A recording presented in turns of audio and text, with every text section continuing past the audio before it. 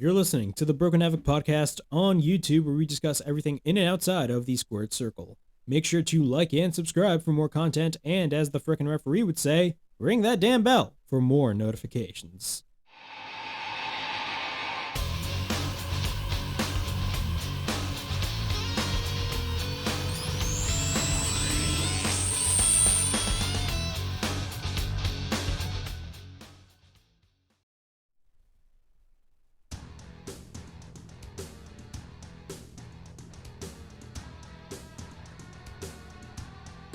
What's up, everybody? It is Broken Havoc right here on the Broken Havoc podcast, here to review SmackDown from January 21st, 2022. So we're going to be talking about SmackDown, of course. I recently uploaded my Rampage review, so if you guys haven't checked out the Rampage review, check it out right here on the channel. We're going to be talking about SmackDown. Overall thoughts about SmackDown.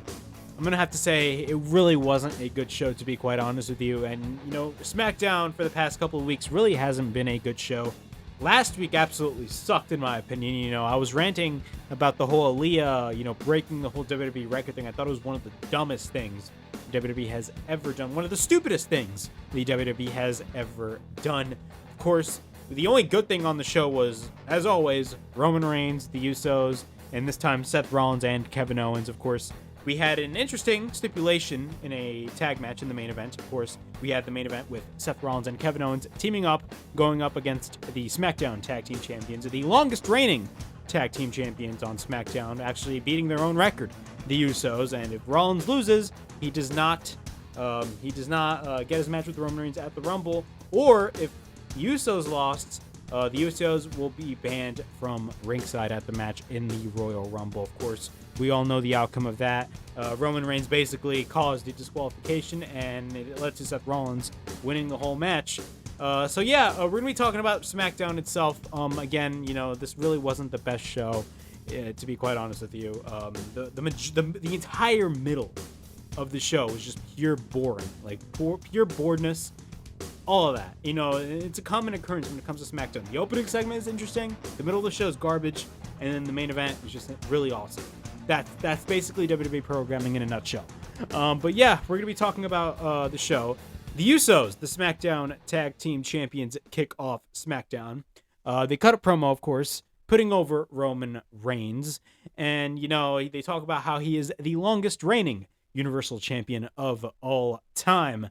He says he is the longest reigning Universal Champion, and they actually even put a video package of Roman Reigns. Of course, he won the Universal Championship, albeit by controversial standards, 2 years ago at the Payback pay-per-view, a pay-per-view that happened 1 week after SummerSlam. It goes to show you how, WWE really does not know how to schedule their pay-per-views nowadays.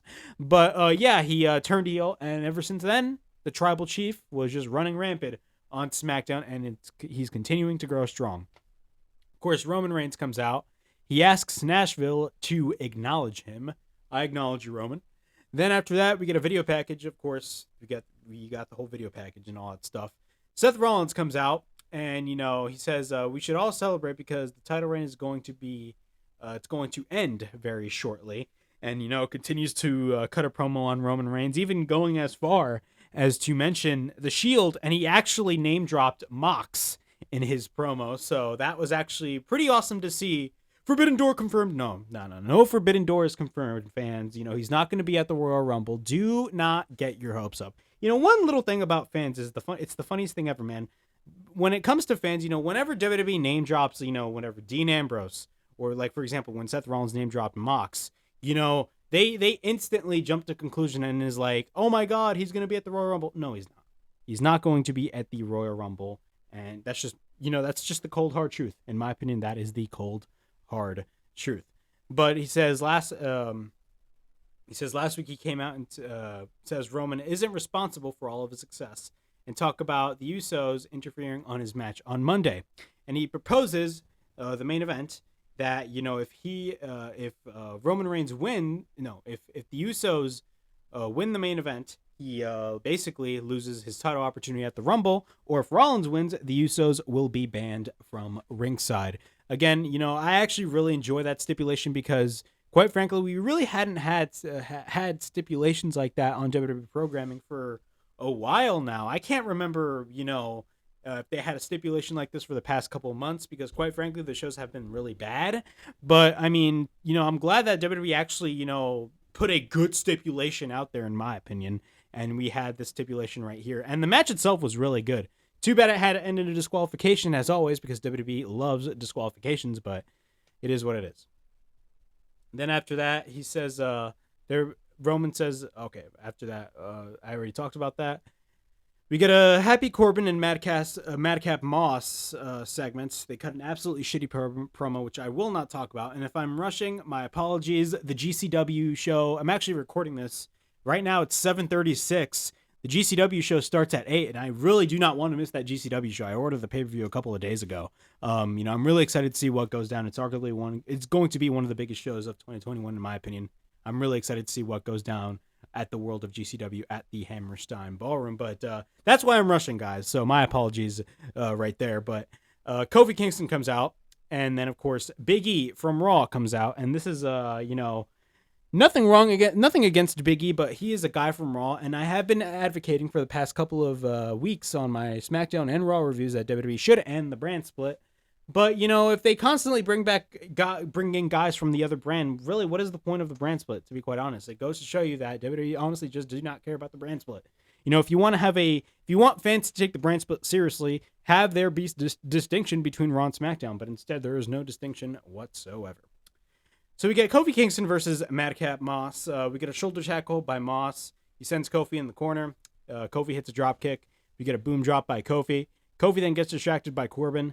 Then Moss sends Kofi onto the outside. Then Kofi jumps over the steel steps, but then Big E sends Corbin to the steps on the outside. Once we're back from commercial break, Moss hits a spine buster. We get repeated stomps in the corner by Moss. Then Moss runs into the corner. Kofi is in control after that. We get a drop kick by Kofi. Kofi then hits a Hurricane Rana. Then he takes down Moss. We get a cover into near fall. Moss then catches Kofi. He hits a slam, and then we get a cover into near fall. Kingston then escapes when Moss picks him up. Then he hits a kick. We get a cover, and Kofi wins the match. But then after the match, Happy Corbin comes in the ring, and Big E comes in, and what happens? He hits the big ending on Madcap Moss, which leads to Baron Corbin to retreat after that. And yeah, that was the match. Could I care about this match? I'm going to be giving you one simple answer. It's N-O. No, I do not care at all about Madcap Moss, Happy Corbin, because they're honestly the worst aspects of WWE programming right now. It is absolutely shitty television. It's pure garbage. It's pure wrestling television. We get I forgot to mention that this whole episode of SmackDown is basically Rematchamania. Yes, Rematchamania returns on the Broken Havoc podcast with our SmackDown review. So it's Aaliyah versus Natalya.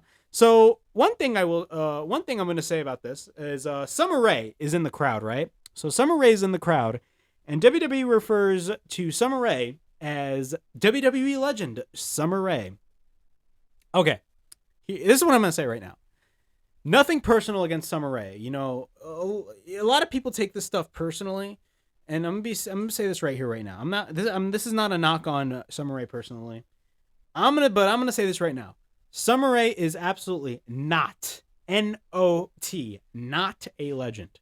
She is not a legend whatsoever, in my opinion. She was part of the whole Divas division. Okay, this is the women's revolution we're talking about. If you want to know pioneers of the women's revolution, you'll talk about people like Sasha Banks, Bayley, Charlotte, who else? Ember Moon, Asuka, you know what I'm saying? Lita, Trish Stratus, Summer Rae, Summer Rae, Cameron, no. Cameron, no. Cameron, absolutely not. But Summer Rae, in my opinion, nothing personal against Summer Rae, but in my opinion, she is not a legend, She is not a legend. And if you're mad about that, tough, because that's just my opinion. And just my opinion, she is not a legend. Okay, she is not a legend whatsoever. So, we got a rematch from last week, which I ranted about, which I'm not going to be ranting about because you guys already know where I stand on this. We got a roll-up by Aaliyah, but we get a near fall, trying to end the match quickly.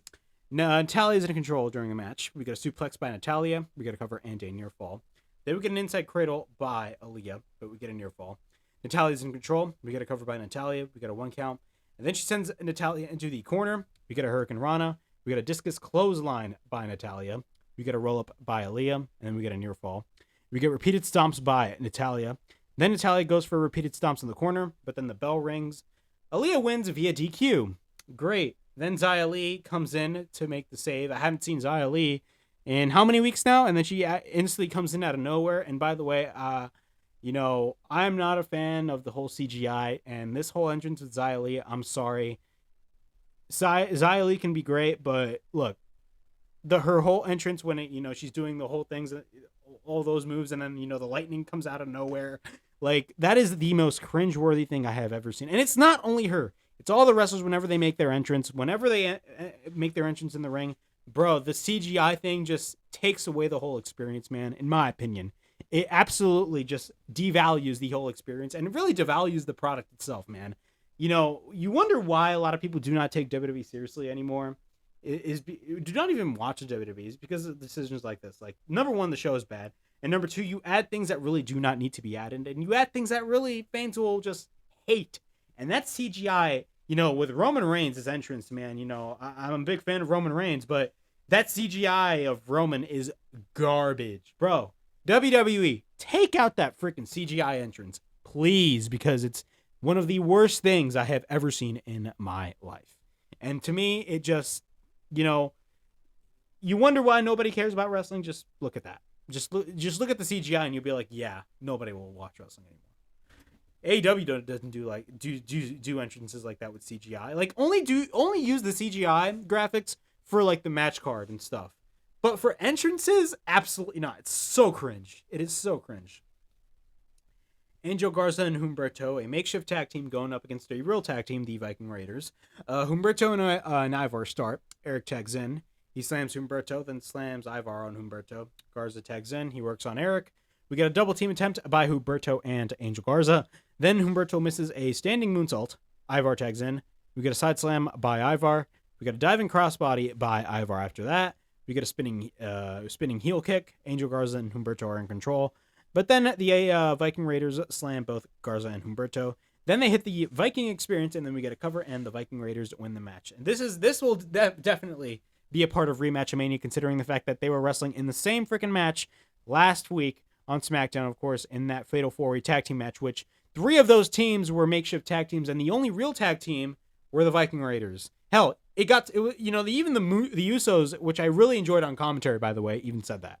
You know, the Viking Raiders were like the only real, keyword, real tag team in the match. Naomi versus Charlotte Flair in a championship contenders match. Sonya Deville comes in and then demands that Charles Robinson takes off his ref shirt so Sonya can put on the ref shirt. Now, Sonya Deville is the quote-unquote special guest referee. The bell rings. We get a rolling elbow by Charlotte. We get repeated stomps in the corner. Then Charlotte is in control. We get a couple of chops in the corner by Charlotte. We get an enziguri by Naomi. Then Charlotte catches Naomi into a Boston Crab. Then Naomi reverses the figure 4. Then we get a roll-up by Naomi, and then Sonya stands up onto the outside. Charlotte then applies the figure 4, and then applies the figure 8, and then Naomi doesn't tap out. But what happens? Sonya rings the bell anyway, so they basically try to copy the Montreal Screwjob, like they do so many times. And then what happens? Charlotte wins the match. What happens? In my opinion, you know, this whole feud between Sonya Deville and Naomi, look, I keep on stating this so many different times. Naomi should join the Bloodline. You know, I don't know why WWE is sleeping on that. Naomi 100% needs to join the Bloodline, because if you really want to reinvent Naomi, that is the best way to do it. And, you know, Naomi is fucking awesome. I'm a big fan of Naomi. In my opinion, you know, this whole glow gimmick, and, you know, in my opinion, the whole glow gimmick for Naomi, you know, I feel like it passed its course. I mean, like, bro, she debuted this gimmick in 2016. 2016, 7, 8, 9, 10, 11. Bro, that's like 5 years ago. 5 years ago, she debuted this gimmick, and it's 2022, and she still has the gimmick. Bro, they need to turn Naomi heel and, you know, have her join the Bloodline, please, because it can literally reinvent her career for the better. You know, really, Naomi has the chance, you know, and even in this storyline, she definitely does have the chance to basically become a big star, you know, after this. But, you know, it really depends where they're going to go with Naomi. But I would book her to be a part of the Bloodline. You know, it would just be really awesome, in my opinion. All right, Caleb Braxton interviews Kevin Owens and Seth Rollins. Owens says that it wasn't fair. It wasn't for the Usos. He wouldn't have been the longest reigning Universal Champion of all time. And Rollins takes the risk. Says the risk is worth the reward. They basically just cut a promo talking about the Usos. That is that. Sami Zayn, with his talk show, well, not his talk show, his new show, In Zayn, basically, he lines up, he basically tries to do Jackass on SmackDown. He lines up a bunch of self-defense weapons, and then, you know, he wants to continue to prove that he is better than Johnny Knoxville. And he has this electrocuting thing. I don't even know what the hell that thing's called. Forgive me if I don't. But, yeah, he has this thing where you can literally, like, you know, tase yourself or electrocute yourself. And then, you know, whenever, like, Sami Zayn tries to do it by himself, you can tell that, you know, the sound of the electrocution is not from the actual, like, device that Sami Zayn is holding. It's actually from, like, you know, the sounds of the arena. Like, you know for a fact he's not gonna, you know, shock himself or something like that, you know? So, and it was pretty obvious on this segment. But what happens after that, Johnny Knoxville comes out, and I will definitely be watching Jackass forever. Yes, I love Jackass. Deal with it. But Johnny Knoxville comes out, and then he basically exposes Sami. And what happens? He actually turns the thing on and electrocutes Sami. That's what happens. Adam Pearce is actually backstage with Eric Bischoff. Why is Eric Bischoff here? I do not know. But Sonya Deville comes out, and Adam says that, you know, Sonya Deville, you know, this whole thing between them needs to stop, and they will wrestle next week. So that is great to see. We get a WWE 2K22 trailer. I will not be getting the game. I'm not really the biggest gamer, in my opinion. I will definitely be waiting for the AEW game. But I'm not really the biggest gamer. I don't really play a lot of video games. That's just me. Like, I just do not play a lot of video games. Like, I have this tendency of, like, you know, when I play a game, I will probably get bored of it maybe, like, within 1 to 2 hours. I mean, that's just me. I'm just not really that big of a gamer, in my opinion. I do have a PS4, though. We get Sheamus versus Ricochet. Rematchamania is running wild, guys. We get a couple of shots to the back of Ricochet by Sheamus. We get an uppercut by Sheamus. We get a kick by Ricochet. We get an Irish Curse backbreaker by Sheamus. Sheamus then misses the bro kick later on. We get a drop kick by Ricochet on Sheamus, taking him to the outside. Ricochet then hits a suicide dive.